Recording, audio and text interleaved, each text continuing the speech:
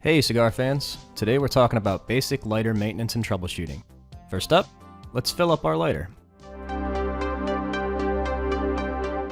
Here's what you'll need. The lighter, pretty straightforward.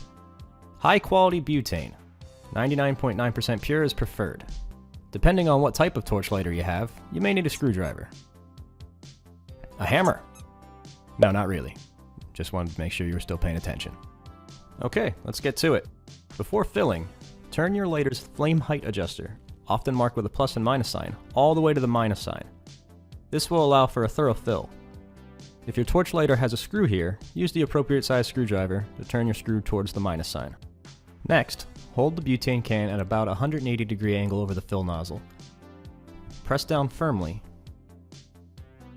Be sure to keep pressure. This will prevent air pockets which hinder the lighter's ability to fire.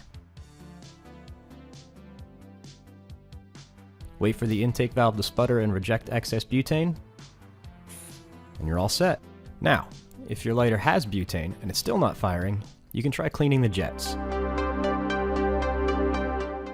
For this, you'll need some canned air, isopropyl alcohol, a cotton swab, and the hammer.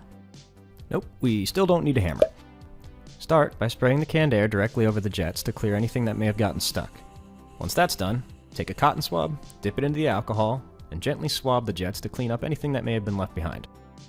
Now if you've cleaned the jets and checked the fuel level and your torch lighter is still not working, there's one more thing you can try. No, not that. You may have some air pockets in the fuel tank that's hindering the gas flow. To fix this, you'll need to bleed the lighter and refill. To bleed your lighter, hold the ignition button down until the lighter is completely empty. You'll know it's empty when you no longer hear the hissing sound of air escaping.